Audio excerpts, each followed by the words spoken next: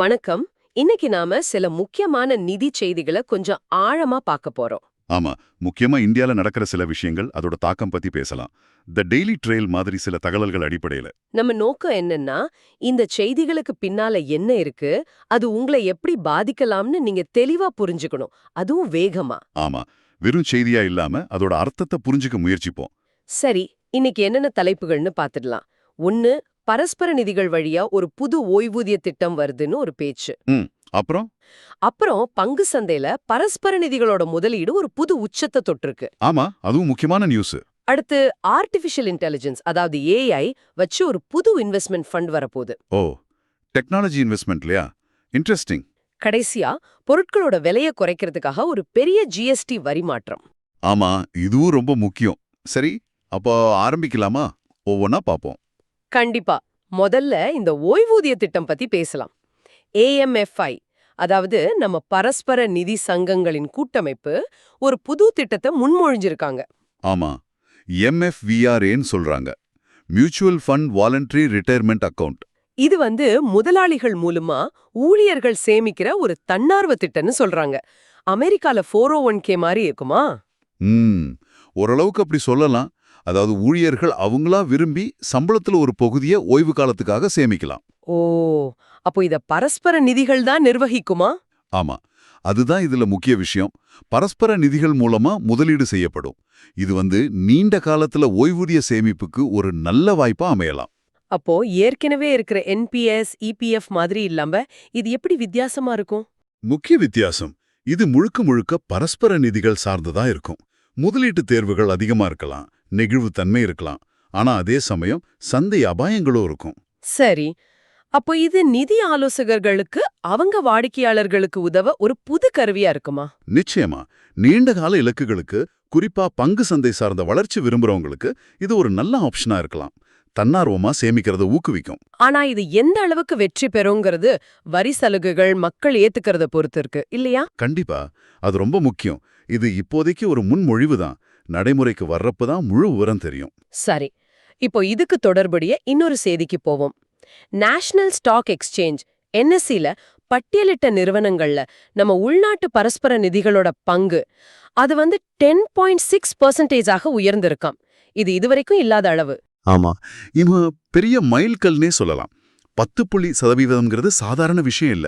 இதுல active funds, passive ஃபண்ட்ஸ்னு பிரிச்சு சொல்லிருக்காங்களே. ஆமாம், அந்த 10.6% பாத்தீங்கன்னா 8.6% ஆக்டிவ் ஃபண்ட்ஸ் மூலமா வந்திருக்கு.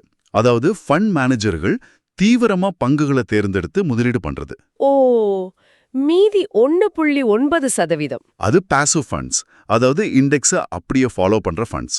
இது ரெண்டுமே வளர்ந்திருக்குன்னா முதலீட்டாளர்கள் ரெண்டு விதமான அணுகுமுறையும் பயன்படுத்துறாங்கன்னு அர்த்தம். இது பரஸ்பர நிதிகள் பண்ற முதலீடு. அப்போ தனிநபர்கள், அதாவது நம்மள மாதிரி ஆட்கள் நேரடியா வச்சிருக்கிற பங்கு எவ்வளவு இருக்கு? அதுவும் ஒரு சுவாரஸ்யமான தகவல். தனிநபர்கள் நேரடியா வச்சிருக்கிற பங்கும் அப்புறம் பரஸ்பர நிதிகள் மூலமா மறைமுகமா வச்சிருக்கிறதையும் சேர்த்தா மொத்த ரீட்டெயில் பங்குதாரர் விகிதம், அதாவது சில்லறை முதலீட்டாளர்கள் பங்கு 18.5% ஆகுது. ஓ, 18.5%. இது ரொம்ப அதிகமா இருக்கே. இதுக்கு என்ன காரணம்? இதுக்கு முக்கிய காரணம் வலுவான எஸ்ஐபி முதலீடுகள், மாசம் மாசம் வர்ற முதலீடு. அப்புறம் சில்லறை முதலீட்டாளர்களோட ஈடுபாடு ரொம்ப அதிகமாயிருக்கு. நிறைய பேர் பங்கு சந்தைக்கு வராங்க. இது சந்தைக்கு நல்லதா? முதலீட்டாளர்களோட நம்பிக்கை அதிகமாகுதுன்னு எடுத்துக்கலாமா? நிச்சயமா, முதலீட்டாளர்களோட நம்பிக்கையும் பங்கு சார்ந்த சொத்துக்கள் மேல அவங்களுக்கு இருக்கிற ஈடுபாட்டையும் இது காட்டுது. ஈக்விட்டி ஏயுஎம், அதாவது பங்கு சார்ந்த சொத்து நிர்வாக மதிப்பு தொடர்ந்து வளர்ந்துட்டே இருக்கு. இந்த வளர்ச்சி இப்படி தொடருமா? நிலையற்ற தன்மை அதிகமாகுமா? எஸ்ஐபி முதலீடு பெரும்பாலும் நீண்டகால நோக்கம் கொண்டது. அது சந்தைக்கு ஒரு ஸ்திரத்தன்மை கொடுக்கும். ஆனா குறுகிய கால லாபத்துக்காக வர்றவங்க அதிகமான நிலையற்ற தன்மை வரலாம். இப்போதைக்கு வளர்ச்சி ஆரோக்கியமா தெரியுது. சரி, அப்போ முதலீட்டு பழக்கம் மாறுது, தொழில்நுட்பமும் மாறுது. அடுத்த செய்திக்கு வருவோம். ஜியோ பிளாக்ராக். ஆமா, ஜியோவும் பிளாக்ராக்கும் சேர்ந்த கூட்டு முயற்சி. அவங்க இந்தியாவோட முதல் ஆர்டிஃபிஷியல் இன்டெலிஜென்ஸ், அதாவது ஏஐ வச்சு இயங்குற ஃப்ளெக்ஸி கேப் ஃபண்டை கொண்டு வராங்களாம். செப்டம்பர் 23 என்எஃப்ஓ ஆரம்பிக்குது. ஏஐ எப்படி இதுல உதவும்? இது முதலீட்டு உலகத்துல ஒரு புது அத்தியாயம்னே சொல்லலாம். இது ஒரு open ended equity scheme. Flexi கேப்னா large cap, mid cap, small கேப்னு எல்லாத்துலயும் மாத்தி மாத்தி முதலீடு பண்ணுவாங்க. சரி, அது ஓகே. ஆனா ஏஐ என்ன பண்ணும் இதுல? ஃபண்ட் மேனேஜர் வேலை இல்லையா? அப்படி இல்ல. இங்க சுவாரஸ்யமே அதுதான். ஏஐ பங்குகளை தேர்ந்தெடுக்கிறதுக்கும் போர்ட்ஃபோலியோவை உருவாக்குறதுக்கும் ஒரு முறையான வழியில உதவும். எப்படின்னு கொஞ்சம் விளக்கமா சொல்லுங்களேன். அதாவது ஏஐ பெரிய அளவுல இருக்கிற மார்க்கெட் டேட்டா, பொருளாதார நிலவரம், கம்பெனிகளோட ரிப்போர்ட்ஸ் இது எல்லாத்தையும் மனுஷங்களை விட வேகமா அனலைஸ் பண்ணும். ஓ, அனலைஸ் பண்ணி நல்ல முதலீட்டு வாய்ப்புகள் எங்க இருக்கு அல்லது எங்க ரிஸ்க் இருக்குன்னு அடையாளம் காட்டும். இதை வச்சு ஃபண்ட் மேனேஜர்கள் முடிவெடுக்கிறதுக்கு உதவியா இருக்கும்னு எதிர்பார்க்கப்படுது. அப்போ இது ஒரு மாதிரி மனித மூளையும் மெஷின் வேகமும் சேர்ந்த மாதிரி இருக்குமா? ஆமா, ஒரு ஹைபிரிட் அப்ரோச் மாதிரி இருக்கலாம். புது வாய்ப்புகளை சீக்கிரமா கண்டுபிடிக்க இது உதவும். கேட்க நல்லா இருக்கு. ஆனா முதலீட்டாளர்கள் இதை எப்படி பாப்பாங்க? ஒரு பிளாக் பாக்ஸ் மாதிரி ஏஐ வேலை செஞ்சா நம்பகத்தன்மை இருக்குமா? வெளிப்படைத்தன்மை? இது நல்ல கேள்வி. வெளிப்படைத்தன்மை ஒரு சவால் தான். ஏஐ ஒரு பங்கை தேர்ந்தெடுக்குதுன்னு புரிஞ்சுக்க கஷ்டமா இருக்கலாம். அப்புறம் ஏஐ அல்கோரிதம்ல ஏதாவது சார்பு நிலை இருக்கவும் வாய்ப்பு இருக்கு. சந்தை திடீர்னு விழுந்தா ஏஐ எப்படி செயல்படும்? அதெல்லாம் சோதிச்சு பார்க்க வேண்டிய விஷயங்கள். ஆனா இன்னொரு பக்கம் பார்த்தா மனுஷங்க உணர்ச்சி வசப்பட்டு பண்ற தப்ப ஏஐ தவிர்க்கலாம். வேகமா லாஜிக்கலா முடிவெடுக்க உதவும். புதுமையை விரும்புறவங்க இதை முயற்சிப்பாங்க. ஆமா, காலம்தான் இதோட உண்மையான செயல்திறனை சொல்லும். சரி, முதலீட்டு உலகம் இப்படி தொழில்நுட்பத்தால மாறிட்டு இருக்கு. இன்னொரு பக்கம் நம்ம அன்றாட வாழ்க்கைய பாதிக்கிற ஒரு பெரிய மாற்றம், ஜிஎஸ்டி. ஆமா, ஜிஎஸ்டி கவுன்சில் 2 அடுக்கு வரி முறைக்கு ஒப்புதல் கொடுத்திருக்குன்னு செய்தி. இது செப்டம்பர் 22ல இருந்து அமலுக்கு வரும்னு சொல்றாங்க. இது பெரிய விஷயம் தானே? மிகப்பெரிய விஷயம். 2017ல ஜிஎஸ்டி வந்ததே பெரிய மாற்றம். இப்போ அதையே இன்னும் சிம்பிள் ஆக்குறாங்க. இப்போ நிறைய அடுக்குகள் இருக்கு இல்லையா? 5%, 12%, 18%, 28%. ஆமா, இனிமே வெறும் 2 அடுக்கு தான். 5%, அப்புறம் 18%. அப்போ 12% வரியும் 28% வரியும் போயிடுமா? ஆமாம், அந்த 2 அடுக்குகளும் நீக்கப்படும். இது நூத்துக்கணக்கான பொருட்களோட விலையை குறைக்கலாம். அப்படியா? எந்த மாதிரி பொருட்கள்? அன்றாட தேவை பொருட்களா? கண்டிப்பா. அன்றாட பயன்பாட்டு பொருட்கள், நுகர்வோர் சாதனங்கள், சேவைகள். இப்போ 12% வரியில இருக்கிற நிறைய பொருட்கள் 5%க்கு வரலாம். 28%ல இருக்கிற சில சொகுசு பொருட்கள் தவிர 18%க்கு வரலாம். இது மக்களுக்கு நல்ல விஷயமாச்சே. கையில காசு மிச்சமாகும்ல? நிச்சயமா, வாங்கும் சக்தி அதிகமாகும். அது மட்டும் இல்ல, பிசினஸ் பண்றவங்களுக்கும் வரி கணக்கு பார்க்கறது, ரிட்டர்ன் ஃபைல் பண்றதெல்லாம் இன்னும் சுலபமாகும். செலவு குறையும். இது பொருளாதாரத்துக்கு எப்படி நல்லது? மக்கள் அதிகமா செலவு செஞ்சா பொருளாதாரம் வளரும். பணவீக்கம் கூட கொஞ்சம் குறையலாம். சில துறைகளுக்கு, உதாரணமா நுகர்வோர் பொருட்கள், ஆட்டோமொபைல் துறைக்கெல்லாம் இது நல்ல ஊக்கமா இருக்கும். இதுல ஏதாவது சவால்கள் இல்லையா?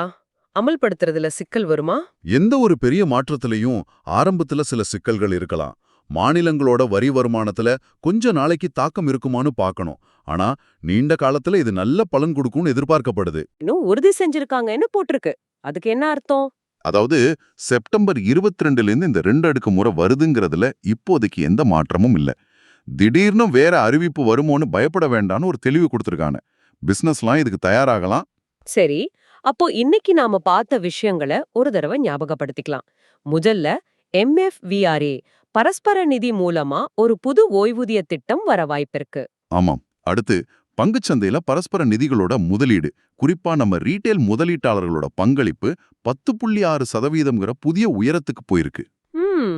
மூணாவதா ஜியோ பிளாக் ராக்கோட AI ஃபண்ட், முதலீட்டுல தொழில்நுட்பத்தோட அடுத்த கட்டம். கடைசியா மிக முக்கியமான 2 அடுக்கு GST சீர்திருத்தம். இது விலைகளை குறைச்சு பொருளாதாரத்துக்கு உதவலாம். இந்த எல்லா செய்திகளையும் ஒன்னா வச்சு பார்க்கும்போது என்ன தோணுது? இந்திய நிதிச்சூழல் எப்படி மாறிட்டு வருது? பாத்தீங்கன்னா பல விஷயங்கள் ஒரே நேரத்துல நடக்குது. மக்கள் சேமிக்கிற விதம், ஓய்வூதியம், முதலீடு பண்ற விதம், AI தொழில்நுட்பம், அரசாங்கத்தோட கொள்கைகள், GST எல்லாமே மாறிட்டே இருக்கு. ஒன்னோட ஒன்னு தொடர்பும் இருக்கு இல்லையா? கண்டிப்பா. GST மாற்றம் மூலமா மிச்சமாகிற பணம் முதலீட்டுக்கு போகலாம். புது டெக்னாலஜி ஃபண்ட்ஸ் வந்தா முதலீட்டு பழக்கம் மாறலாம். இது ஒரு வேகமா மாறிட்டு இருக்கிற சூழல். ரொம்ப சரி. சரி, இப்போ நேர்களுக்காக ஒரு கேள்வி. நீங்க யோசிச்சு பாருங்க. இந்த GST மாற்றம் வந்தா உங்க மாச பட்ஜெட் எப்படி மாறும்? எந்த பொருட்களோட விலை குறையும்னு நினைக்கிறீங்க? அதே போல இந்த ஏஐ மாதிரி புது தொழில்நுட்பங்கள் முதலீட்டு உலகத்துல வரும்போது நீங்க உங்க பணத்தை நிர்வகிக்கிற முறையில ஏதாவது மாற்றம் செய்யணுமா? இத பத்தி நீங்க யோசிக்கிறது வரப்போற மாற்றங்களுக்கு உங்களை தயார்படுத்திக்க உதவும். ஆமா, வாய்ப்புகளை சரியா பயன்படுத்திக்கலாம். சரி, இன்னைக்கு எங்க கூட இந்த கலந்துரையாடல்ல இணைஞ்சதுக்கு ரொம்ப நன்றி. நன்றி. அடுத்த முறை வேறொரு முக்கிய தகவல்களோட சந்திக்கலாம். நன்றி. Mutual fund investments are subject to market risks. Read all scheme-related documents carefully.